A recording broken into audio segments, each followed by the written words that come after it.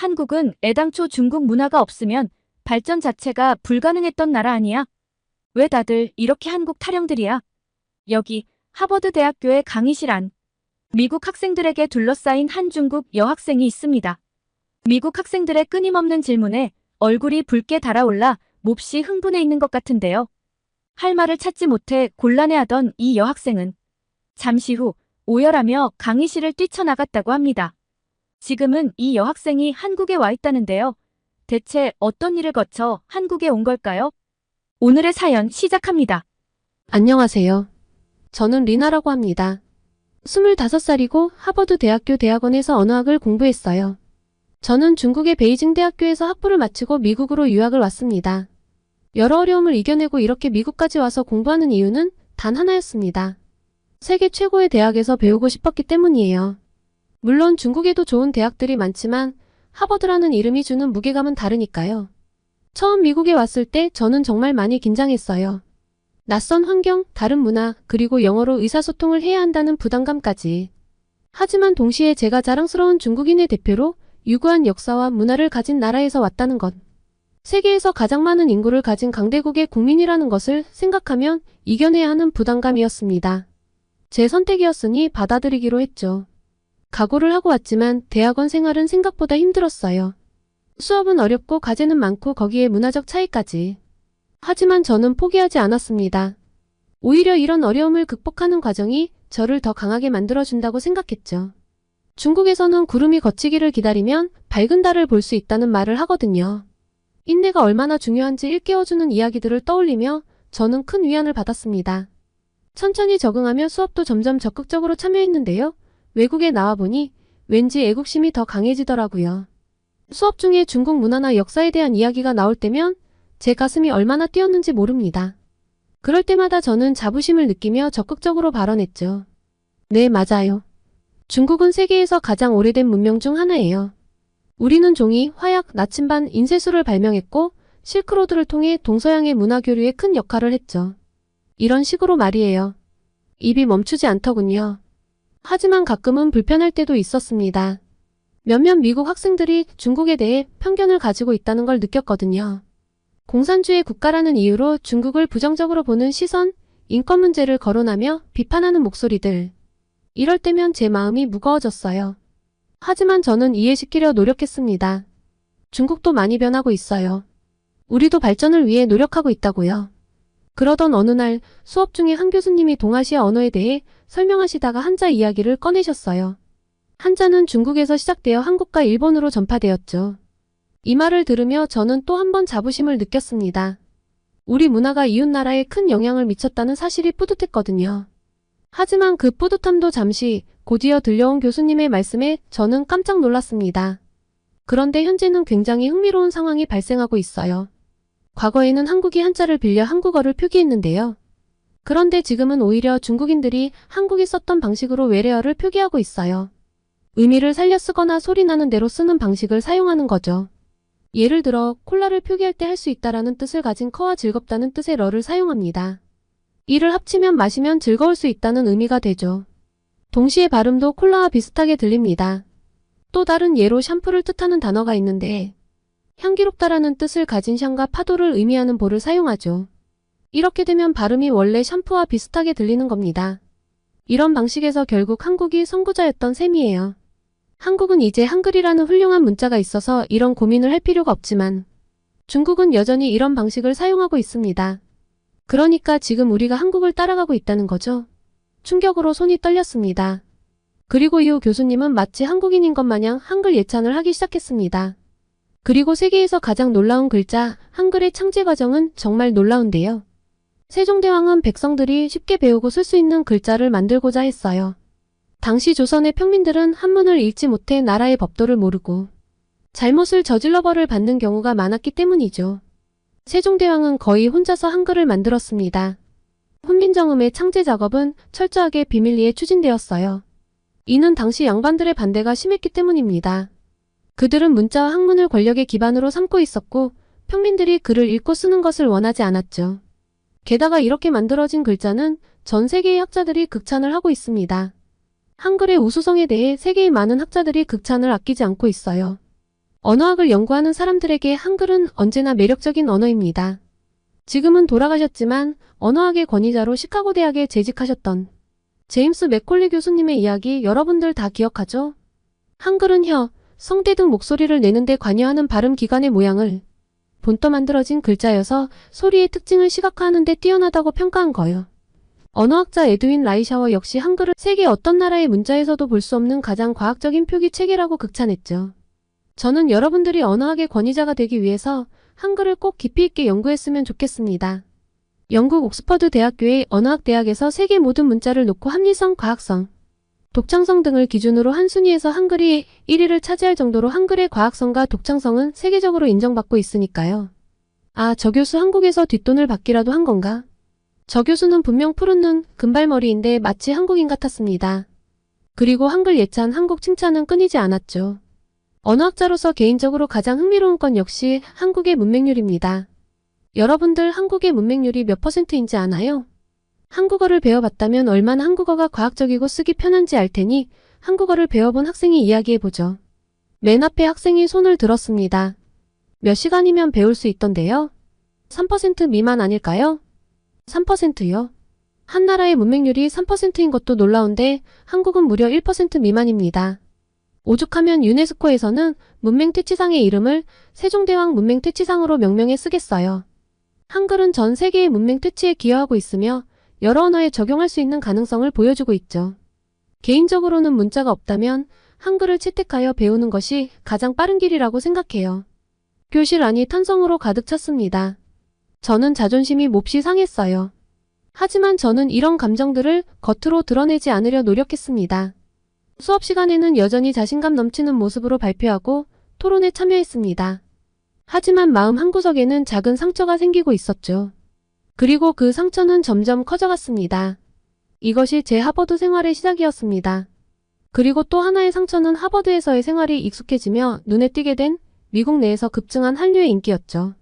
캠퍼스 곳곳에서 한국 문화의 흔적을 발견할 수 있었어요. 식당에서는 김치와 비빔밥이 인기 메뉴가 되었고 도서관에서는 한국어를 배우는 학생들을 쉽게 볼 수 있었죠. 심지어 제 미국인 룸메이트는 밤마다 한국 드라마를 보며 울고 웃곤 했어요. 이런 현상을 보며 저는 묘한 감정에 휩싸였습니다. 한편으로는 아시아 문화가 미국에서 인정받는다는 사실이 기뻤어요. 하지만 다른 한편으로는 불편한 마음이 들었죠. 왜 하필 한국일까? 중국 문화는 더 오래되고 풍부한데 왜 세계인들이 중국의 것은 즐기지 않지? 라는 생각이 자꾸 들었거든요. 이런 감정을 애써 무시하려 했지만 쉽지 않았어요. 특히 수업 시간에 한류에 대한 이야기가 나올 때면 가슴이 답답해졌습니다. 교수님들은 한국의 문화 산업을 칭찬하며 그들의 성공 전략에 대해 열띤 토론을 벌였죠. 그때마다 저는 입술을 깨물며 참았어요. 중국도 멋진 문화가 많은데 왜 아무도 관심을 갖지 않는 걸까? 라는 생각이 머릿속을 맴돌았거든요. 점점 제가 중국 출신이라는 것이 자부심이 아니라 저를 작아지게 만드는 요인이 되었습니다. 그리고 이 생각은 결정적 사건을 통해 굳어졌죠. 언어학 수업 중에 중국 문화와 관련된 토론이 벌어졌는데 이야기가 점점 중국의 언론 통제와 천안문 사태로 흘러갔습니다. 교수님은 중국이 거대한 나라이긴 하지만 우리 미국인들이 볼 때는 이해하기 힘든 부분들이 너무 많아요. 리나, 당신은 중국인으로서 어떻게 생각하나요? 라고 물으셨어요. 그 순간 저는 말문이 막혔어요. 가슴이 쿵쾅거리고 손에 땀이 났죠. 어떻게 대답해야 할지 몰랐어요. 한편으로는 조국을 변호하고 싶었지만 다른 한편으로는 그들이 지적한 문제점들이 사실이라는 걸 인정할 수밖에 없었거든요. 결국 저는 아무 말도 하지 못하고 입술만 깨물고 있었고 교수님은 저를 보며 고개를 절레절레 젓더니 다른 이야기를 시작했습니다. 수업이 끝나자마자 건물 뒤 벤치로 달려가 답답함에 눈물을 터뜨렸습니다. 울고 있는데 누군가가 조용히 다가왔어요. 고개를 들어보니 성우였습니다. 성우는 제가 같은 동양인이라 그런지 유학 초기에 알게 모르게 굉장히 많은 도움을 줬던 친구입니다. 친절하고 스마트하고 매너가 좋아 누구에게나 인기가 좋죠. 제가 걱정이 되었는지 같이 따라 나왔나 보더라고요. 리나 괜찮아? 성우가 걱정스러운 목소리로 물었어요. 고맙기도 했는데 한편으로는 한국인 앞에서 이런 모습을 보이는 게 너무 불편했습니다. 복잡한 감정이 한꺼번에 몰려왔어요. 제가 중국인으로서 느끼는 자존심, 한국 문화에 대한 질투심, 그리고 성우의 친절함에 대한 고마움과 부끄러움이 뒤섞였죠. 저는 잠시 망설이다가 대답했어요. 괜찮아. 어제 잠을 잘 못 자서 그래. 하지만 제 목소리가 떨리는 걸 숨길 수 없었어요. 성우는 제 눈을 똑바로 바라보며 말했어요. 괜찮아 보이진 않는데? 무슨 일 있어? 혹시 내가 도와줄 수 있는 일이 있을까? 그의 진심 어린 걱정에 저는 더욱 혼란스러워졌어요. 한편으로는 그의 친절함이 고마웠지만 다른 한편으로는 왜 하필 한국 학생에게 이런 모습을 보여야 하는지 괴로웠거든요. 저는 깊게 한숨을 쉬고 말했어요. 성우야 고마워. 하지만 지금은 혼자 있고 싶어. 내 걱정 정말 고맙지만 내가 스스로 해결해야 할 문제인 것 같아. 성우는 잠시 망설이는 듯 했지만 결국 고개를 끄덕였어요. 알겠어, 리나. 하지만 언제든 이야기하고 싶으면 나한테 연락해. 알지? 우리는 친구잖아. 그의 말에 저는 애써 미소를 지었어요. 응, 고마워. 성우가 떠난 후 저는 거울을 꺼내 제 얼굴을 보았습니다. 눈물로 얼룩진 제 얼굴이 보였죠. 그 순간 저는 제가 얼마나 복잡한 감정에 휩싸여 있는지 깨달았어요. 중국인으로서의 자부심, 한국 문화에 대한 질투, 그리고 성우 같은 친구를 대하는 제 모순된 태도. 이 모든 것들이 제 마음속에서 소용돌이치고 있었던 거예요. 사실 유학 생활을 하면서 미국인들보다는 한국인들이 더 친근하게 느껴졌어요. 비슷한 문화적 배경 때문인지 서로 이해하기 쉽고 공감대도 형성되죠. 하지만 동시에 경쟁 의식도 생겨요. 우리 문화가 더 우수해, 우리나라가 더 발전했어 이런 생각들이 자꾸 들곤 했죠. 성우와 이야기를 나누면서도 이런 감정들이 교차했어요. 그의 친절함에 감동하면서도 한편으로는 질투심도 들었죠. 성우가 영어를 유창하게 구사한다는 점, 미국 학생들 사이에서 인기가 많다는 점, 심지어 그의 학업 성취도까지도 저를 불편하게 만들었어요. 그날 이후로 저는 성우를 피하기 시작했어요. 수업에서 마주치면 고개를 돌리고 성우가 말을 걸어와도 짧게 대답하고 자리를 피했죠. 하지만 이런 제 행동이 오히려 저를 더 괴롭게 만들었어요. 성우의 따뜻한 미소와 친절한 태도를 외면할 때마다 가슴 한구석이 아파왔거든요. 어느 날 저녁, 도서관에서 늦게까지 공부하다 나왔는데 우연히 성우와 마주쳤어요. 그는 여전히 친절하게 인사를 건넸죠. 리나 오랜만이다. 요즘 어떻게 지내? 순간 제 마음에 후회와 부끄러움이 밀려왔어요. 더 이상 이렇게 살 수 없다는 생각이 들었죠. 깊은 한숨을 내쉬고 용기를 내어 말했어요. 성우야 미안해. 내가 요즘 너한테 좀 이상하게 굴었지? 성우는 잠시 놀란 표정을 지었다가 이내 따뜻한 미소를 지었어요. 괜찮아 리나. 뭔가 힘든 일이 있는 것 같아 보여서 걱정했어. 혹시 이야기하고 싶은 게 있다면 들어줄 수 있어. 그의 진심 어린 말에 저는 참았던 감정이 터져나왔어요. 사실 미국에 와서 이래저래 마음이 힘들어. 솔직히 말하면 한국을 싫어했어. 중국인으로서 자부심도 있고 우리나라를 사랑하는데 여기 와서 보니 다들 중국을 이상하게 취급하는 것 같아. 반면에 한국은 모두가 좋아하고 이미지도 좋잖아. 솔직히 말해서 질투가 났어. 말을 하다 보니 눈물이 흘렀어요. 내가 언어학을 전공하는데 한국에 한자가 있는 것도 우리 문화가 더 우월해서 영향을 준 거라고 생각했어. 한국은 중국 밑이라고 여겼지. 그런데 수업 시간에는 정작 중국이 한국을 따라가고 있다고 이야기를 하고 한국은 이미 전 세계에서 인정을 받고 게다가 미국에 와서 보니 한국 문화는 이미 모두가 좋아하더라고. 우리나라가 한참 뒤처졌구나, 한국이 더 앞서 나갔구나 이런 생각들이 나를 괴롭혔어. 성우는 조용히 제 말을 끝까지 들어주었어요. 그리고 나서 천천히 말을 꺼냈죠. 리나 내 마음 정말 잘 알 것 같아. 우리가 중국의 영향을 받은 건 사실이야. 하지만 우리는 아주 오래전부터 우리만의 말이 있었어. 단지 글자가 없어서 한자를 빌려 표기했을 뿐이야. 그리고 수업 시간에 들은 대로 백성들을 위해 왕이 우리만의 글자를 만들어준 거야. 성우는 계속해서 말했어요. 문화는 서로 영향을 주고받는 거야. 한자도 마찬가지고 한국이 다른 방식으로 활용해 더 발전했더라도 그게 중국 문화의 위대함을 부정하는 건 아니야. 오히려 중국 문화의 영향력을 보여주는 거지. 하지만 동시에 우리는 그것을 바탕으로 우리만의 독특한 문화를 만들어냈어. 그러니 그런 것들은 인정해야지. 각각의 문화는 모두 고유성과 그 특성이 있는데 어떤 문화가 더 우월하고 아니고는 아니라고 생각해. 그의 말을 들으며 제 마음속 응어리가 조금씩 풀리는 것 같았어요. 성우는 이어서 말했죠. 리나, 넌 정말 대단해. 오랜 역사와 문화를 가진 나라에서 왔잖아. 그걸 자랑스러워해도 돼. 하지만 동시에 다른 문화의 좋은 점도 인정할 수 있어야 해. 그게 진정한 자신감이야. 성우의 말에 저는 깊은 깨달음을 얻었어요. 제가 그동안 얼마나 편협한 시각을 가지고 있었는지 알게 되었죠. 성우야, 고마워.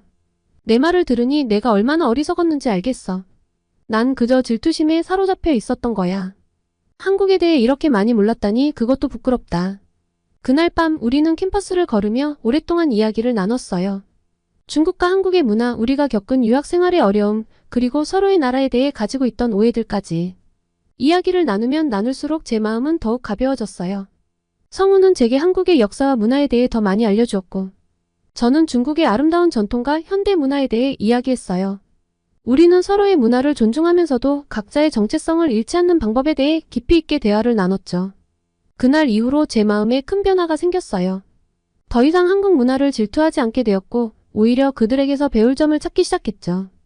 동시에 제 나라 중국에 대한 자부심도 더욱 강해졌어요. 이제는 중국의 좋은 점을 자신 있게 이야기할 수 있게 되었고, 한국의 독특한 문화와 역사에 대해서도 존중하는 마음이 생겼어요. 그리고 또 다른 변화가 생겼습니다. 제 마음속에 묘한 감정이 싹트기 시작했거든요. 처음에는 그저 친절한 한국 유학생이었던 성우가 어느새 제 눈에 특별한 존재로 보이기 시작했죠. 성우의 따뜻한 미소, 지적인 대화, 그리고 다정한 태도가 제 마음을 설레게 했어요. 도서관에서 공부할 때면 자꾸 성우의 모습을 훔쳐보게 되고 우연히 마주칠 때면 심장이 쿵쾅거렸죠. 리나, 오늘 공부 잘 됐어? 그가 말을 걸어올 때마다 저는 얼굴이 붉어지는 걸 느꼈어요. 꽤 했어. 너는 어때? 이렇게 어색하게 대답하면서도 속으로는 성우와 더 이야기를 나누고 싶어 했습니다. 그런데 어떤 이야기를 할지 준비를 해놔도 말이 쉽사리 안 나오더라고요. 매번 준비한 말을 다 하지도 못하고 돌아서는 저를 얼마나 자책했는지 모릅니다. 어느 날 용기를 내어 성우에게 커피를 마시러 가자고 제안했는데요. 흔쾌히 허락하더라고요. 캠퍼스 카페에서 오랜 시간 이야기를 나눴는데 참 행복했습니다. 성우의 꿈, 고민, 한국에서의 추억들까지 모든 게 너무나 흥미로웠어요. 그날 이후로 조금 더 가까워지기 위해 저는 최선을 다했습니다. 그런데 제가 하나 놓친 게 있었어요. 여자친구가 있는지 물어본 적이 없었던 거죠. 밥을 먹으며 여름방학에 뭐 할 거야? 라고 물어봤는데 여자친구가 미국에 올 거야.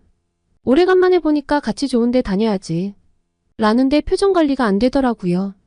한국에 있는데 진짜 오래 만났대요. 그래서 이렇게 유학을 와 있는 기간도 이해해 준다고요. 그 말을 들은 순간 제 마음이 무너져 내리는 것 같았어요. 그동안 제가 품었던 희망과 꿈들이 한순간에 산산조각 나는 것 같았죠. 더 괴로웠던 건 성우가 여자친구를 소개해주겠다고 이야기하는 모습이었어요. 리나, 내 여자친구가 이번 방학에 미국에 오면 너도 볼래? 너희 둘이 정말 잘 맞을 것 같아. 그의 행복한 표정을 보며 저는 억지로 미소 지었죠. 정말? 좋겠다. 꼭 소개시켜줘. 방학이 되고 성우의 여자친구 민지가 정말로 하버드에 왔어요. 성우가 우리를 소개시켜줬죠. 리나, 이쪽이 내 여자친구 민지야. 민지야, 이쪽은 내가 말했던 리나. 민지는 생각보다 더 예쁘고 상냥했어요. 게다가 센스도 좋더라고요. 이거 내가 준비한 선물인데. 평소 리나 너에 대한 이야기를 많이 들었어. 깜짝 놀랐어요. 저는 선물을 준비하지 않았는데 조금 민망하기도 했죠. 내가 써보고 좋아서 성우도 쓰는데 성우랑 친한 친구들에게도 선물해 주려고 한국에서 사왔어. 수줍게 웃는 민지의 웃음에 케이스를 꺼내봤는데요. 케이스를 열기도 전에 향기로운 향이 맴돌더라고요. 마음에 쏙 들었습니다. 센스 있는 선물에 제 질투심과 꼬인 마음이 부끄러워졌습니다. 이런 넉넉한 마음이 있으니 성우같이 좋은 아이와 사귀는구나 싶었죠. 이후 우리 셋은 함께 하버드 캠퍼스를 돌아다녔어요. 성우와 민지가 손을 잡고 걸어가는 모습을 보면서 저는 가슴이 아팠죠. 하지만 동시에 그들이 정말 잘 어울린다는 생각도 들었어요. 성우가 민지를 바라보는 눈빛에는 제가 받아본 적 없는 사랑이 가득했으니까요. 그날 밤 혼자 방에 돌아와 펑펑 울었어요. 하지만 그 눈물을 통해 조금씩 마음을 정리할 수 있었죠. 리나, 이제 그만 포기해야 해. 성우는 이미 행복한 사람이야. 아프지만 현실을 받아들이기로 했어요. 하지만 뜻밖에도 이 경험이 제 인생의 새로운 전환점이 되었어요. 성우 덕분에 이미 한국 문화와 언어에 대한 관심이 커진 상태였고, 특히 한국어에 대한 호기심이 점점 강해졌거든요. 한국어는 어떻게 이렇게 독특한 문법 구조를 가지게 된 걸까? 한자어와 고유어의 관계는 어떻게 되는 걸까? 이런 질문들이 꼬리에 꼬리를 물고 이어졌어요. 그래서 결심했죠. 한국어를 제대로 연구해보기로 한 거예요. 언어학과 교수님을 찾아가 상담도 받고 한국어 관련 수업도 추가로 들었어요. 심지어 한국어 학습 동아리에도 가입했죠. 연구를 하면 할수록 한국어의 매력에 빠져들었어요. 한글의 과학성, 높임법의 복잡성, 의성어와 의태어의 풍부함까지 모든 게 새롭고 흥미진진했죠. 특히 중국어와 한국어의 관계를 연구하면서 두 언어가 서로 영향을 주고받으며 발전해온 역사가 정말 흥미로웠어요. 어느새 제 관심사는 성우에서 한국어 연구로 완전히 옮겨갔어요. 물론 가끔 성우를 볼 때면 아직도 마음이 살짝 아프긴 해요. 하지만 이제는 성우를 보며 미소 지을 수 있어요. 성우가 아니었다면 제가 이렇게 흥미로운 연구 주제를 발견하지 못했을 테니까요. 이제 저는 졸업 논문 주제로 한중 언어 교류의 역사와 현대적 의미를 선택했어요. 성우에 대한 짝사랑은 이루어지지 않았지만 그 덕분에 제 인생의 새로운 열정을 발견했죠. 이것이 바로 제가 하버드에서 얻은 가장 값진 선물이 아닐까 싶어요. 앞으로 어떤 일이 기다리고 있을지 모르겠지만 한 가지는 확실해요. 제가 중국인으로서의 정체성을 잃지 않으면서도 다른 문화와 언어를 존중하고 연구할 수 있는 사람으로 성장했다는 거예요. 그리고 이 모든 것의 시작에 성우가 있었다는 사실을 저는 평생 잊지 않겠다고 다짐했습니다. 번잡스러운 마음을 덜어내고 한국어 연구에 깊이 빠져들면서 저는 자연스럽게 한국 문화 전반에 대해 더 깊이 알고 싶어졌습니다. 그래서 방학 때 한국으로 여행을 가기로 결심했죠. 처음에는 조금 긴장됐습니다. 그동안 제가 가졌던 편견들이 실제로 맞는지 아니면 완전히 틀린 것인지 확인하게 될 테니까요. 제 첫 한국 방문은 작년이었는데요. 2주간 서울에서 머무르며 저는 정말 많은 것을 보고 배웠습니다. 한국에 도착하자마자 느낀 첫 인상은 공항의 청결함이었어요. 중국인인 저로서는 한국과 중국 공항의 차이가 너무나 컸습니다. 단순히 시설이 좋다는 것을 넘어서 이용하는 사람들의 시민의식에서 큰 차이를 느꼈어요. 역사를 알아보기 위해 갔던 경복궁에서는 웅장함에 압도되었고 남산타워에서 바라본 서울의 야경은 숨이 멎을 정도로 아름다웠습니다. 홍대와 강남의 젊고 활기찬 분위기는 중국의 어느 도시와도 비교할 수 없을 정도로 독특했죠. 특히 한복을 입고 고궁을 거닐었을 때는 마치 시간 여행을 하는 것 같은 기분이 들었습니다. 저를 위해 기꺼이 가이드가 되어준 민지 덕에 자세한 설명을 들으며 구경하니 더 좋았던 것도 같아요.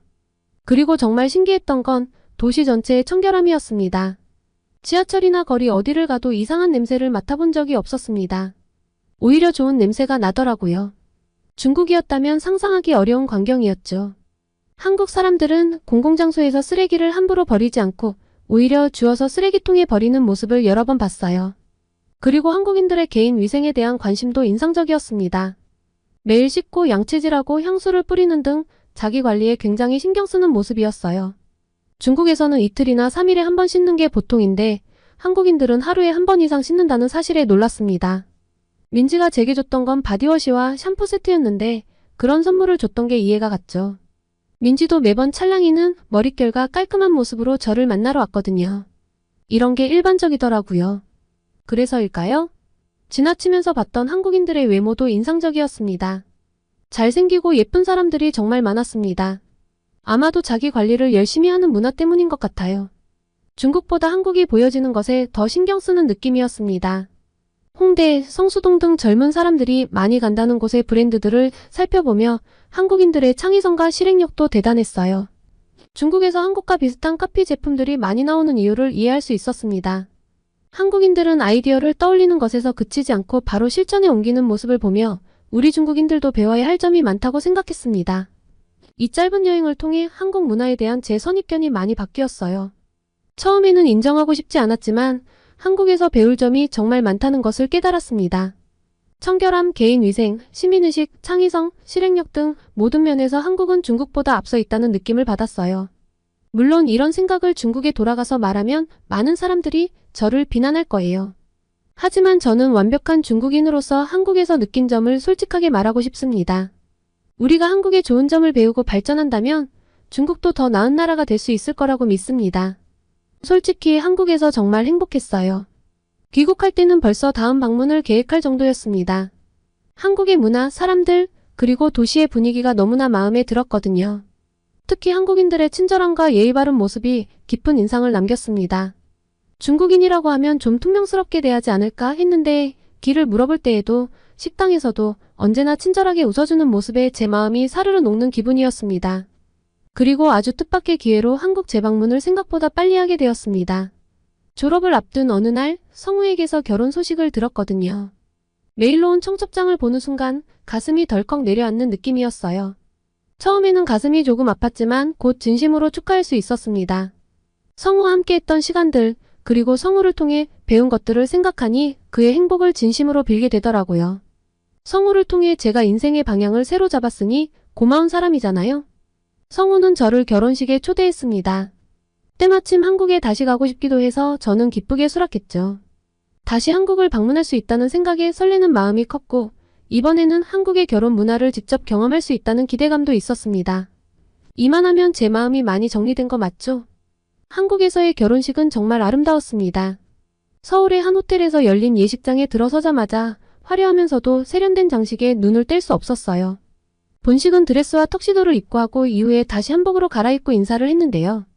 드레스 차림의 민지와 턱시도를 입은 성우도 근사했지만 제 눈에 더 들어온 건 역시 한복이었습니다. 중국 방송에서 어설프게 따라한 한복이 아니라 정말 고급스러운 한복을 가까이서 보게 되니 차원이 다르더군요. 신랑 신부가 한복을 입고 전통 의식을 치르는 모습은 마치 영화의 한 장면 같았어요. 특히 결혼식 후에 진행된 패백 의식이 인상적이었습니다. 신랑 신부가 한복으로 갈아입고 양가 부모님께 절을 올리는 모습이 너무나 아름다웠어요. 패백상에는 대추와 밤, 그리고 술이 놓여 있었는데 이것들이 각각 자손번창과 부부 화합을 상징한다고 하더라고요. 특히 신랑 신부가 맨손으로 대추를 받아내는 모습이 재미있으면서도 의미 깊어 보였습니다. 나중에 알고 보니 이 의식은 신랑 신부가 양가 부모님께 인사드리고 앞으로 효도하겠다는 다짐을 하는 의미라고 해요. 부모님을 공경하는 마음을 이렇게 의식으로 표현하는 것이 참 인상적이었습니다. 중국의 결혼식에서는 볼 수 없는 이런 전통 의식들이 한국 결혼식만의 독특한 매력을 만들어내고 있었어요. 우리나라의 결혼 문화와는 또 다른 아름다움을 느낄 수 있었습니다. 그리고 무엇보다 행복해하는 성우의 모습이 가장 기억에 남아요. 새하얀 턱시도를 입은 성우가 신부와 함께 입장할 때의 모습은 정말 빛이 나는 것 같았어요. 그의 환한 미소를 보니 제 마음속에 남아있던 작은 미련도 완전히 사라졌습니다. 식이 끝나고 성우가 저에게 다가와줘서 고마워 리나 라고 말했을 때 저는 그동안의 모든 순간들이 의미 있었다는 걸 깨달았어요. 비록 연인으로 맺어지진 못했지만 제 인생에서 성우가 의미 있고 중요한 사람인 건 분명했어요. 성우의 결혼식 후 저는 며칠 더 한국에 머물렀는데요. 한국어를 어느 정도 할 줄 알게 되어 이번에는 서울을 벗어나 지방도 둘러봤습니다. 부산의 해변, 경주의 역사 유적지, 제주도의 아름다운 자연, 각 곳에서 새로운 매력을 발견하고 아름다운 순간들을 눈에 담는 시간들을 보냈습니다. 이 여행을 통해 제 마음속 깊은 곳에서 무언가가 변화했음을 느꼈습니다. 한국은 더 이상 그저 이웃 나라가 아니었어요. 제 삶의 중요한 부분이 되어 있었죠.